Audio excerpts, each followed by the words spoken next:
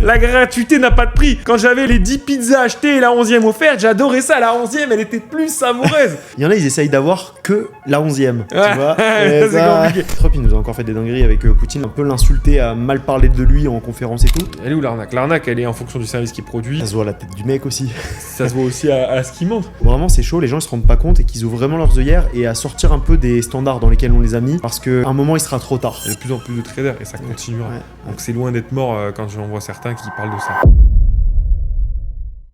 Hello tout le monde, on se retrouve aujourd'hui pour une vidéo exceptionnelle. Je suis avec un invité sur la chaîne. D'ailleurs, on a fait la première partie du podcast qui est déjà disponible sur sa chaîne. Vous pouvez aller voir son Instagram, sa chaîne YouTube seront dans la description de la vidéo. Vous allez tout retrouver. Cette personne, c'est une personne que je connais depuis de nombreuses années. Il est sur les marchés financiers. Il propose des résultats grand public qui sont absolument monstrueux. Il y a des fonds très similaires. On a une approche qui reste en large, assez différente. C'est possible que même certains d'ici le connaissent parce qu'il a fait aussi du bruit sur les réseaux sociaux. Benjamin, content de te retrouver sur Merci. sur ma chaîne du coup. Bah là, on enchaîne la deuxième partie dans Ouais. ta chaîne. Ça fait extrêmement plaisir.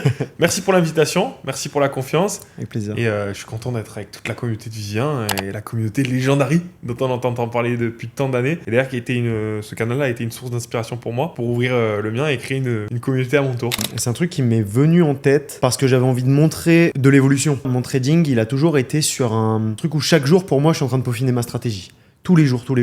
J'avais envie de montrer cette évolution et c'est ce que les personnes qui me suivent, parce que vraiment j'ai des personnes qui sont dans mon canal privé qui sont là depuis 3 ans, 4 ans. Et personnes, je remonte 2022, 2023, enfin, il y a des personnes qui sont là et tout le temps elles m'envoient des messages. Je peux me dire, waouh, l'évolution elle est incroyable, je suis toujours là avec toi, enfin, plein de messages comme ça. C'est assez dingue. C'est un canal au final, ce qu'il faut savoir pour la plupart des personnes, c'est que maintenant elles voient mon visage, mais avant je ne me montrais pas dessus. J'étais en no face. Ouais, j'étais en no face. Je voulais pas qu'on sache qui j'étais. J'étais petite gêne, hein. J'étais pas très confiant de montrer ma tête comme ça. C'était pas forcément évident. Et ouais, je pense que comme c'est un canal qui est là depuis longtemps, qui a eu une évolution constante, en fait, chaque année est meilleure que la précédente. Et je pense que ça a impacté pas mal de personnes. Et c'est vrai que dans le monde de l'affiliation, je suis pas très inclus dans ce monde-là. Je me trouve un peu à l'opposé de beaucoup de mecs. Enfin, tu sais très bien de qui je parle, quoi. Bien Enfin, sûr, j'ai parlé. je pense que ouais, c'est un canal qui tout le monde le connaît. Tous ces mecs-là, ils connaissent, ils savent très bien qui c'est. Enfin, maintenant oui, mais avant ils savaient pas. Mais en tout cas, ils connaissaient vraiment le nom. Ouais, je trouve ça incroyable d'avoir vu une évolution. T'as eu le pareille. même ressenti que moi, dans le sens où tu l'as eu plus tôt du coup. Ouais. Moi, j'avais déjà fait des conférences dans la finance. J'étais déjà quand même pas non plus seul, mais en tout cas dans le trading, je me sentais seul dans ma grotte à bouffer des heures et des heures et des heures de coaching, de mentorat, de formation, de YouTube, même à aller essayer de comprendre des vidéos en anglais, alors qu'il y a quelques années, c'était pas ça en anglais parce que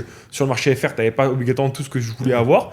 Ouais. Et c'est vrai que toi, je pense que t'as eu ce pas où t'as franchi le cap plutôt, bon, en no face, mais t'as franchi le cap beaucoup plus tôt Ouais. d'extérioriser. Et moi, c'est vraiment, t'as été un des canaux qui m'a donné une source d'inspiration de pouvoir proposer justement des services qualitatifs tout en respectant son trading. Et c'est ce qui s'est passé pour moi. En fait, je me suis dit, attends, parce que moi, au départ, j'ai commencé sur les indices boursiers. Après, je me suis spécialisé, tu le sais, sur le gold et le bitcoin, sur des actifs qui ont de la volatilité. J'adore ça. Mais le truc, c'est que j'étais tout seul dans mon coin et je me suis dit, mais attends, tu peux faire la même chose en proposant à des gens des signaux de qualité. Les gens vont pouvoir suivre ces signaux.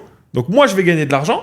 Ils vont gagner de l'argent. Et en plus de ça, on va pas se cacher, je suis pas bénévole. Du coup, je me fais aussi un complément de revenu. Enfin, plus qu'un complément de revenu, c'est même un revenu, justement, en proposant ces services-là. Ouais. Donc en fait, c'est tout gagnant. Je l'ai fait kiffer, je me fais kiffer avec mon trading. Et en plus de ça, j'ai un revenu supplémentaire. On me l'avait toujours dit quand j'ai commencé l'entrepreneuriat, il faut cette source de revenus, il faut pas mettre tous ses œufs dans le même panier. Mais là, on est en plein dedans. C'est clair. Non, mais c'est vrai. Tu vois, je passe énormément de temps, je suis sur les lives, je passe énormément de temps aussi sur l'accompagnement parce qu'en vrai, le trading, pour moi, d'ailleurs, c'est aussi un petit conseil que je peux partager. Décrochez de vos graphes. Du moment où vous avez, entre guillemets, vous faites que du trading, je sais pas, vous êtes salarié, vous avez le trading à côté, arrêtez d'être tout le temps sur les graphes, ça sert à rien. Pourquoi vous me voyez beaucoup sur les graphes? Je dis ça parce que je sais qu'il y a des personnes, comme elles me voient beaucoup sur les graphes, elles se disent, faut être beaucoup sur les graphes. Mais non, en fait, moi, je suis beaucoup sur les graphes parce que je suis en train de parler, d'animer, entre guillemets, de faire, c'est comment, Thierry Roland dans le football, c'est ça qui commentait les matchs. Bah, je fais un peu la même chose avec le marché. Et oui, il y en a beaucoup qui restent des heures dessus. Exactement, mais pour essayer de trader. Ils n'ont pas cette fonctionnalité de l'alerte trading view. Exactement. Vous avez juste à recevoir votre notif trading view, vous placez vos setups le clair. matin ouais, c'est fini. C'est clair. Enfin, après, il faut faire des petites retouches des fois. C'est exactement ça. Et moi, c'est ce que je fais en réalité. Juste, je sais me contenir de cliquer partout. Je vois le marché qui évolue. Mais même moi aujourd'hui, j'ai quand même des jours où des fois je suis trop concentré sur les graphiques. Ouais. Même ma femme le dit, des fois sors, viens, on va mal toute la journée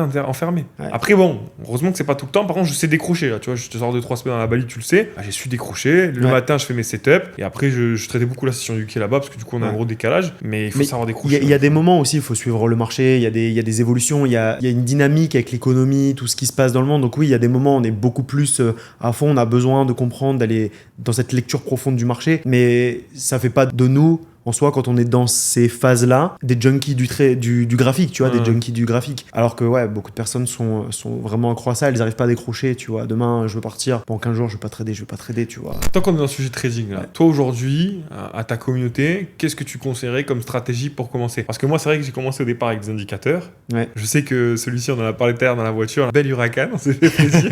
Ouais. Et on en a parlé tout à l'heure, Ouais. et il m'a fait faire des beaux tours de voiture là. Que Moi, j'ai c'était commencé clé. moyenne mobile. Et toi, tu m'as direct enchaîné sur du VWAP. Alors, c'est pas pour parler de moyenne mobile ou de VWAP, mais toi aujourd'hui, là, je suis débutant, je connais rien au trading. Qu'est-ce que tu me recommandes? Ok. Quelle stratégie aborder? Déjà, simple, comprendre que chaque time frame, elle te raconte une histoire et d'aller comprendre les grosses time frames. Le truc, c'est que les gens, ils vont regarder les petits time frames et il y a des mouvements partout. Les gens, ils sont affolés, ils savent pas quoi faire, ils vont avoir l'impression qu'il faut cliquer là, là, là, chaque fois que le marché va bouger. Or que si tu recules sur le marché, tu vas voir que c'est beaucoup plus calme en réalité. Donc déjà, juste avoir du calme visuel. Première base. Ensuite, ça va être se former sur de la gestion du risque pour rentrer en position et ça, le faire proprement pour préserver à la fois son capital et aller chercher du gain sur le moyen long terme. Ça, pour moi, ça va être le deuxième. Enfin, en réalité, c'est le gros point du trading quand tu as de l'expérience, mais c'est vrai que quand tu veux t'apprendre... La psychologie également. Ouais, bah ouais. En fait, c'est vrai que j'inclus les deux en même temps. Gestion du risque, pour moi, c'est C'est les à deux la qui sont fois... liés de toute façon. Ouais, ouais. C'est le technique dans je prends tant de pourcents par trade, plus ma psychologie. Qui lie avec. Ouais, il n'y a pas de choix.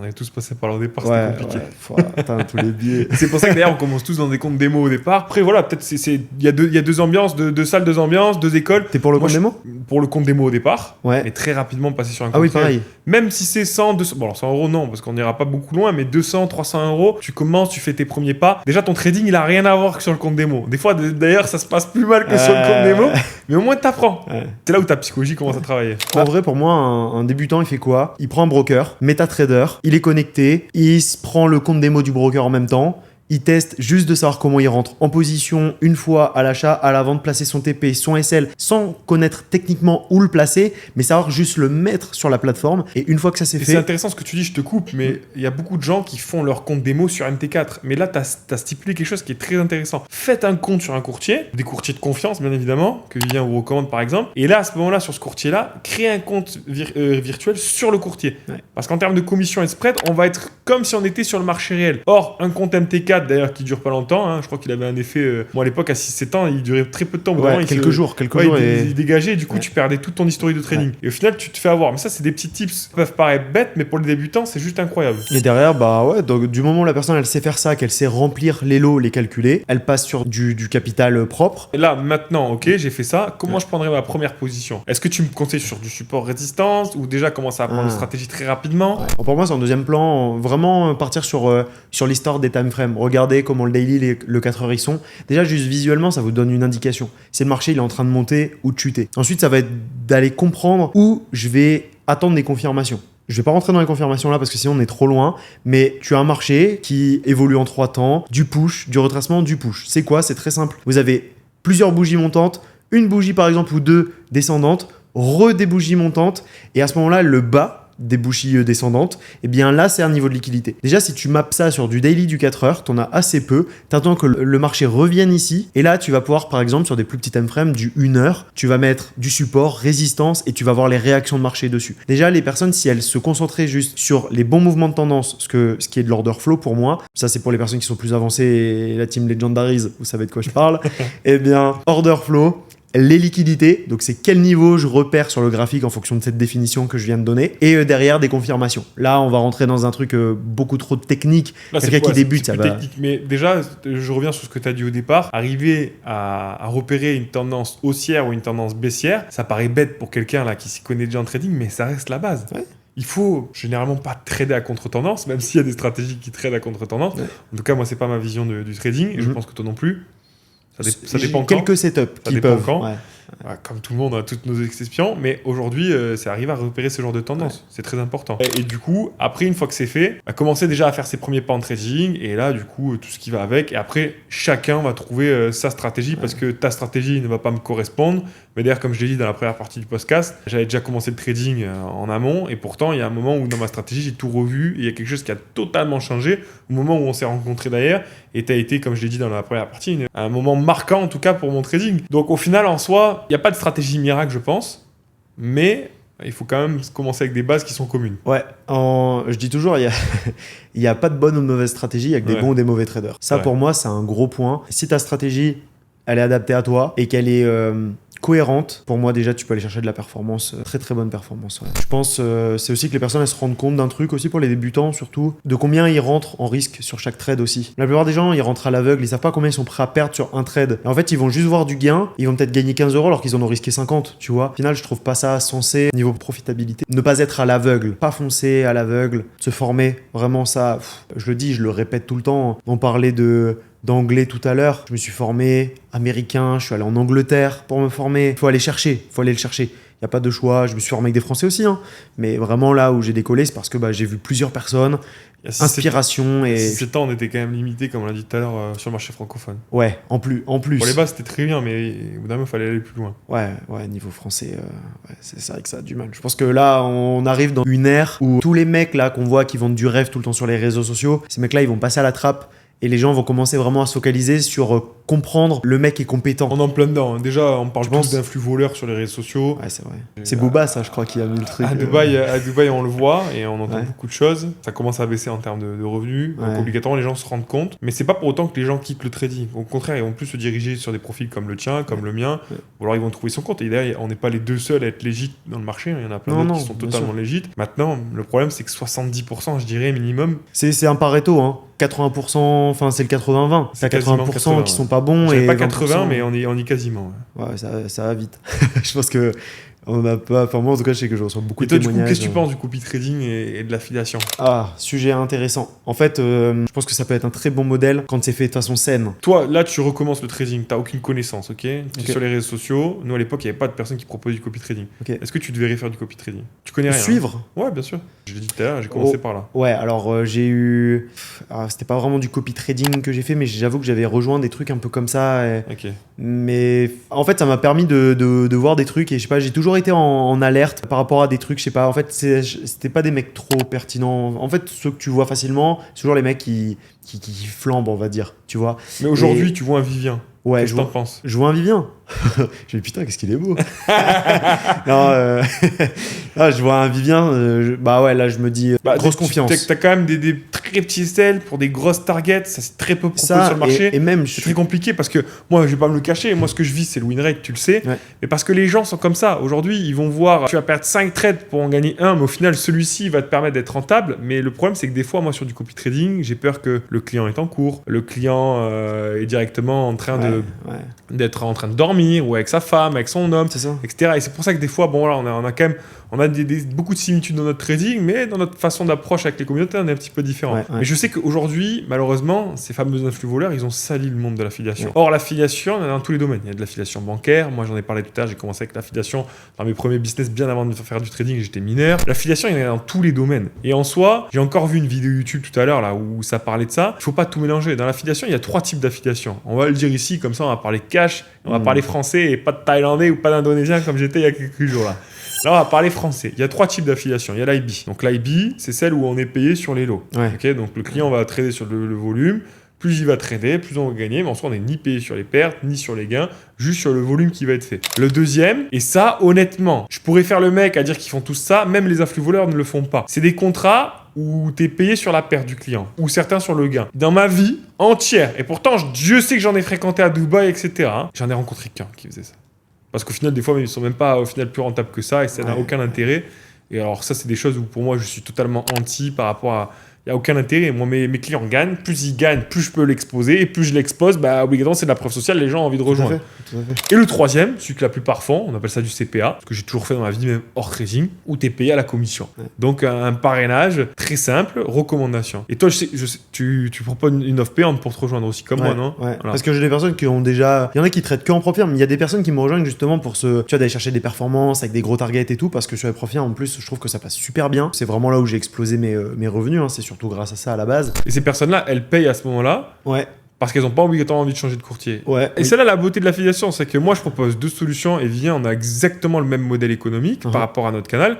Moi je le dis très souvent, et toi t'es pas, je pense que tu as la même vision. Je suis pas bénévole, je suis pas une association, je me fais pas chier à répondre à des clients, à les accompagner de A à Z, parce que chez nous ils sont pas là, c'est bon, t'as fait ton dépôt, on te met dans le groupe VIP. Non, ils sont tirés là avec nous, ils sont accompagnés, il y a un support, il y a des équipes, il y a une communauté à gérer, il y a des lives à faire pour toi tous les jours, quand même 2 à 3 heures de temps par jour là-dessus, des contenus à préparer sur les réseaux. Ça demande énormément de choses. Donc, obligatoirement, c'est normal de se faire rémunérer. Et il y a deux solutions simples. Je recommande aux gens de prendre la solution gratuite. C'est gratuit. La gratuité n'a pas de prix. Quand j'avais les 10 pizzas achetées et la 11e offerte, j'adorais ça. La 11e, elle était plus savoureuse. Là, c'est la même chose. Après, c'est gratuit. Il y en a, ils essayent d'avoir que la 11e. Tu vois c'est compliqué. Ce service-là qu'on propose sous forme d'affiliation, l'affiliation, ça reste gratuit. Puisqu'au final, derrière, c'est juste un capital. Ce capital-là, il en a besoin pour nous suivre. C'est un sponsoring. Exactement. Le broker, il te finance. C'est de la recommandation. Il te finance pour être dans le canal. T'as pas envie, t'es anti-affi, t'as pas envie de changer de broker parce que t'attaches à ton broker, et ça on est tous pareils, on a tous eu nos brokers chouchous pendant quelques années. Ouais. D'ailleurs j'ai switché, moi j'en ai eu 2-3 qui ont différents en 7 ans. Je pense que toi aussi ça doit être préparé. Ouais. T'as pas envie de changer de courtier, tu payes. Et c'est pour ça qu'il y en a plein qui payent. D'ailleurs les clients qui payent, ça va. C'est tac au tac généralement. Ils ont pas envie, ils connaissent le processus. Ouais. C'est juste pour aborder ça, mais aujourd'hui l'affiliation c'est mal vu, il y en a beaucoup qui parlent d'arnaque. Non, elle est où l'arnaque? L'arnaque elle est en fonction du service qui est produit. Est-ce que la personne elle te vole ton argent? Ça se voit. Est-ce qu'elle t'amène à la perte? Ça se voit à la tête du mec aussi. Ça se voit aussi à ce qu'il montre. Ouais, mais malheureusement, aujourd'hui, il faut montrer du lifestyle pour que les gens soient à l'écoute, malheureusement. C'est vrai que ça, c'est un truc qui aguiche vraiment l'œil. Hein. Tu vois, regarde, on s'est fait plaisir là. Ouais. On s'est pris petite voiture sympathique. Un truc que je fais pas tous les 4 matins. C'est Dubaï, tu l'as En bien plus, vu, il y en c'est a Dubaï, partout. ouais, c'est clair. Les prix sont beaucoup plus avantageux. Tu louerais ça en France, ça serait pas du tout la même chose. Ouais, c'est clair. Même l'ambiance, tu sais que là, la voiture, même si c'est une location, derrière, tu vois, t'as qu'on appelle ça, tu sais, les frais au cas où on te l'abîme ou truc comme ça, tu vois. Il y a pas de Ici, caution. mais il y a personne qui vient toucher la voiture. Ouais. Moi, combien de fois j'ai eu des personnes là qui sont venues pour me dire ah trop belle ta voiture, ceci, cela. Ouais, la mentale est pas tu fais ça pareille en ici. France. Je pense que tu laisses pas la voiture dormir même dans un parking. Hein. T'as peur qu'on vienne te la souiller. Ah ouais, non, merci. Enfin bref, du coup, pour terminer, on va clore le sujet d'affiliation. Obligatoirement, c'est si vous suivez une mauvaise personne, c'est clair que voilà, ça va, il y en aura encore des mecs comme ça. Après, aujourd'hui, que ce soit Vivien, moi-même ou d'autres traders d'ailleurs, hein, quand vous suivez les bonnes personnes, des mecs qui sont 80% de leur temps derrière les graphiques ou pas, mais quand on parle de graphiques, vous m'avez compris, qui vivent le trading et qui sont vraiment traders, qui savent ce que c'est un support et une résistance, contrairement à certains. Tu vas leur parler à Dubaï, ils savent même pas ce que c'est. Bah voilà, c'est à vous de peser le pour et le contre. Et d'ailleurs, c'est pour ça que le trading n'arrête pas d'évoluer d'année en année. Ouais. En ces temps, on l'a vu, moi j'ai vu l'évolution de trading, il y a de plus en plus de traders et ça continuera. Ouais. Donc c'est loin d'être mort quand j'en vois certains qui parlent de ça. Moi j'aimerais bien te poser des questions. Je vais te donner un mot. Ok. Ouais. Et j'aimerais bien que tu te développes autour de ça. Ok. Parce que je sais que t'es bon macro. Ouais. Et j'ai envie de te lancer sur un sujet. Je t'écoute. Attention, ça peut être complexe. T'es prêt là en direct là? Il n'y aura pas de cut, vous en faites pas. Il n'y a pas de cut ici, vous savez. Il n'y a pas de cut. Là, je suis là pour surveiller. On va appeler ton monteur, j'ai mis un 0 cut. Tu sais, sur les lives, je suis pas en 3 heures, il n'y a pas de cut. Hein. 3, 2, 1, le mot c'est Trump. Trump. Waouh. Délit d'initié. Voilà, allez, on part là-dessus. Ouais, Trump, il nous en a fait des belles là. Hein. Franchement, quand il était en pleine campagne là, présidentielle, je me suis dit, il faut Trump. Parce que c'est vrai que d'un point de vue, on va dire, historique, il a fait du bon au pays. Il a évité plein de trucs. Il a fait vraiment du bien quand il était sur son premier mandat. Et je me suis dit, en fait, par data historique, on sait qu'il est bon. Il peut être bon, il peut même être encore meilleur. Et en fait, il est arrivé...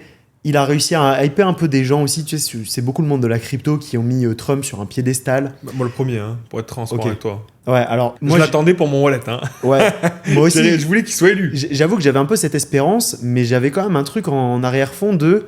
Les cryptos, ça représente rien en réalité dans le monde. Tu vois, dans le monde en termes... C'est des milliards. Ouais. Mais si tu prends...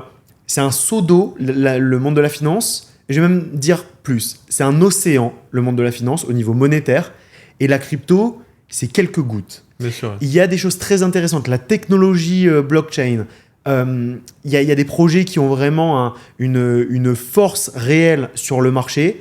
Mais à l'heure d'aujourd'hui, même s'il y a des projets très prometteurs qui ont un potentiel monstrueux avec un impact réel, un impact réel en fait, hein, tout simplement dans le monde, je trouve qu'on va dire que c'est pas assez pris au sérieux et que c'est que vu au niveau spéculatif. Et Trump, tu vois, il arrive, il hype des gens, il arrive, il lance sa crypto.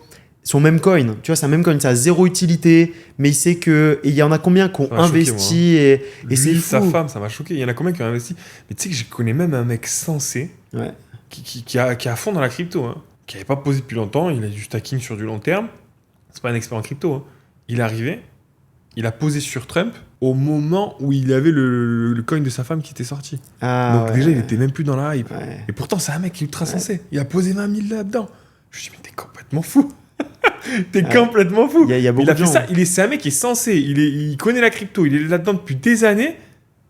Il arrive après la hype. Je reçois encore beaucoup de messages en commentaire sur des lives. Ouais, tu penses quoi du Trump? Parce que des fois, on parle un petit peu de crypto. Ouais, ça m'arrive. Tu penses quoi du Trump? Tu penses que c'est le moment et tout? Il s'est effondré là, non? J'ai même pas suivi. J'ai pas du tout suivi là, ce qui s'est passé. Mais je pense qu'il a dû se stabiliser. Parce qu'en même temps, il y a eu tellement de liquidités à il a été listé niveaux quand même, que. Comment? Il a été listé. Hein. Bah, pour l'acheter, ouais. Ah, il a pas mal d'endroits. Hein. Mais ouais, c'est fou. Mais la hype et comment.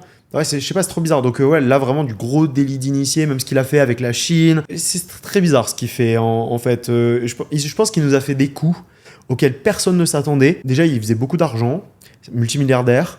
Il en a gagné encore plus. Oh. C'est moi qui est. Quoi? T'as pas entendu un bruit? C'est peut-être moi. Il y aura pas de cut au montage. C'est peut-être moi, j'ai peut-être mes oreilles qui sont débouchées et ça m'a fait un bruit de dingue. On a dit pas de cut. Pas de cut. Ah ouais. Là, je pensais que les caméras étaient coupées, tu m'as fait peur. Ouais, j'ai cru qu'il y avait eu un truc qui s'était passé. Okay, bon, c'est peut-être moi. Navré. Bon, du coup, je disais avec Trump, là, il nous fait des coups. Il a gagné beaucoup d'argent avant. Il en a gagné encore plus sur ces derniers temps. Et je pense que c'est un homme qui, à l'heure d'aujourd'hui, il a une espèce de mission qu'il expose pas. Il a un truc en lui et en fait, pas grand monde peut l'arrêter. C'est-à-dire qu'on peut pas lui mettre de muselière. Et il y a tous les trucs d'ego qu'on peut voir chez lui, les trucs mauvais et tout, ok. Mais en fait, je pense que le mec, il est tellement déconnecté de certains trucs qu'il se fout royalement de toutes les entités. C'est-à-dire que là, la SEC, il l'aura littéralement mise à l'envers, il aura pissé dessus. C'est exactement. Au début, je voulais prendre, tu vois, comme avec tous les trucs de Dubaï, on entendait les meufs, tu vois, les femmes qui venaient pour se faire dessus, tu vois. J'allais dire, il fait ça exactement. Trump, il est en train de faire ça. Et je trouve ça fou. Il a joué avec les marchés. Et après, en tant qu'entrepreneur investisseur, c'est quand même un mec qui est ultra inspirant. On va pas parler de son histoire aujourd'hui, là, on peut en parler pendant 15 minutes. Ça pourrait être même un sujet de vidéo pour toi ou pour moi. Mais ouais, il a fait gros bordel là. Ouais.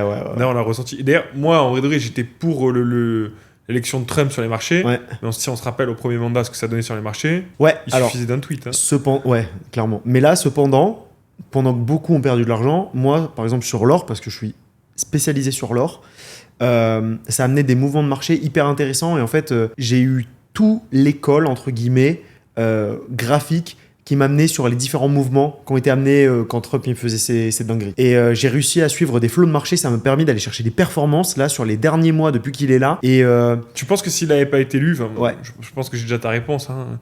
S'il n'avait pas été élu, la liquidité serait pas la même aujourd'hui qu'on a sur les marchés avec Camélia là Camélia Harris. Oh non.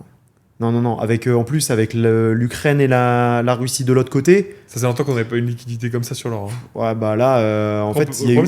tu peux prendre 300 pips en une heure, quoi.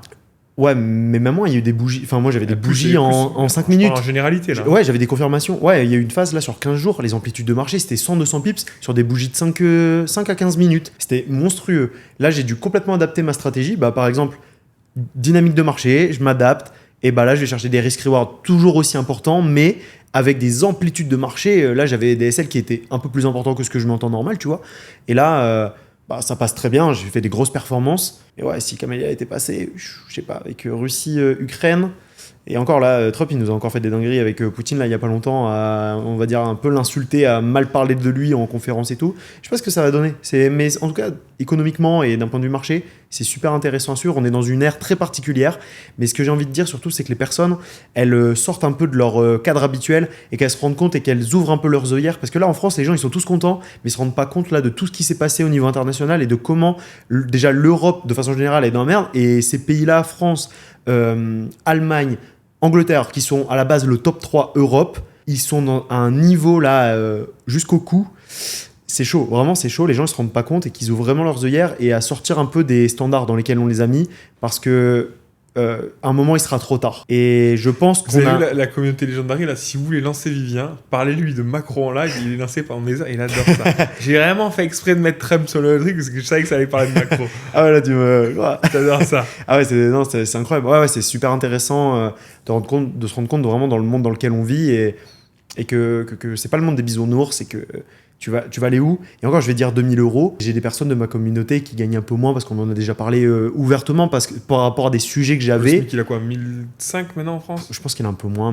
Je pense, genre, peut-être 1003, on va dire un truc comme ça. Non, plus ça. Maintenant, ça a monté. Franchement, je suis pas sûr. Ça, ouais, Moi, mais j'étais bon. resté sur le 1002 encore il y a 6 mois, mais là, Ouais. ça a bien monté. Mais bon, avec l'inflation au final. Et t'as investi dans l'or physique? Parce que tu parlais de l'or tout à l'heure. J'ai un truc. Ouais, alors, j'avais acheté un tout petit lingot d'or qui est lui en banque. Donc vous en faites pas, vous pouvez rien faire du tout.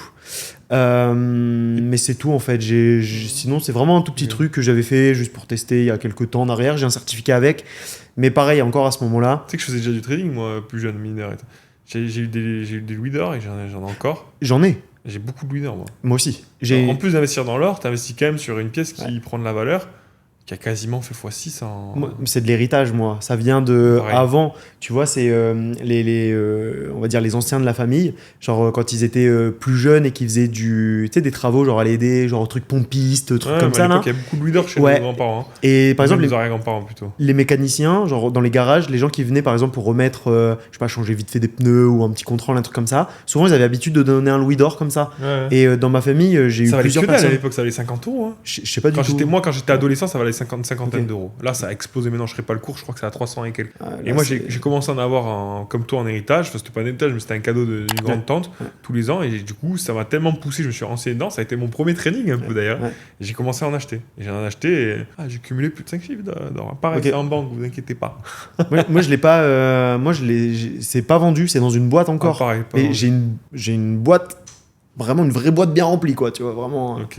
Il va falloir qu'on se quitte, hein. Franchement, il y a tellement de choses encore, on pourrait encore parler des heures. Enfin, vraiment, vous me lancez le sujet et on peut faire des conversations de 3 heures, 4 heures sur un point.